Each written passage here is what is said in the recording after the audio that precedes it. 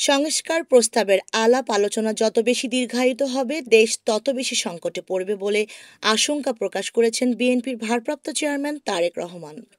রোববার ২ ফেব্রুয়ারি বিকেলে ঢাকা মহানগর দক্ষিণ বিএনপি আয়োজিত এক কর্মশালায় এমন আশঙ্কা প্রকাশ করেন তিনি। যদি সংস্কার করে আমরা সংস্কারের আলোচনা দীর্ঘ থেকে দীর্ঘতর করতে থাকি, তাহলে স্বৈরাচার সুযোগ পেয়ে যাবে।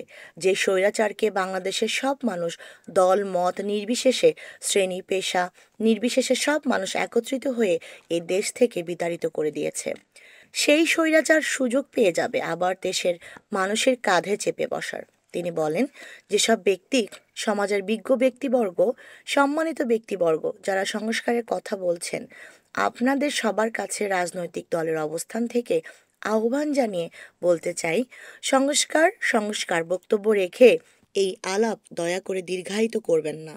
কারণ আপনারা সংস্কারের আলাপ যত দীর্ঘায়িত করবেন, দেশ তত বেশি সংকটের মুখে পড়বে।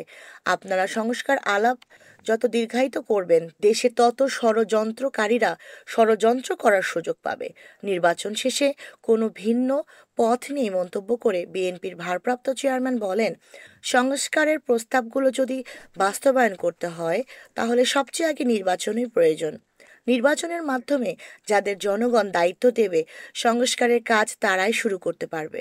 তাদেরকে শুরু করতেই হবে।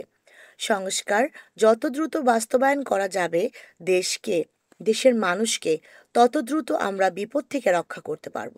ঢাকা মহানগর দক্ষিণ বিএনপির উদ্যোগে শ্যামপুরের কদমতলীর বালুর মাঠে রাষ্ট্র কাঠামো মেরামতের ৩১ দফা ও জনসম্পৃক্তি শীর্ষক প্রশিক্ষণ কর্মশালা হয়। এতে লন্ডন থেকে ভার্চুয়ালি যুক্ত হন তারেক রহমান। প্রশিক্ষণ কর্মশালায় ঢাকা মহানগর দক্ষিণের ২৪ থানার বিএনপি সহ ১১টি অঙ্গ সংগঠনের কয়েক হাজার নেতাকর্মী অংশ নেন। এতে রাজধানীর যানজট, পরিবেশ দূষণ, স্বাস্থ্যসেবা, নারীর ক্ষমতায়ন সহ বিভিন্ন বিষয়ে কয়েকজন নেতাকর্মীর প্রশ্নের জবাব দেন দলের ভারপ্রাপ্ত চেয়ারম্যান।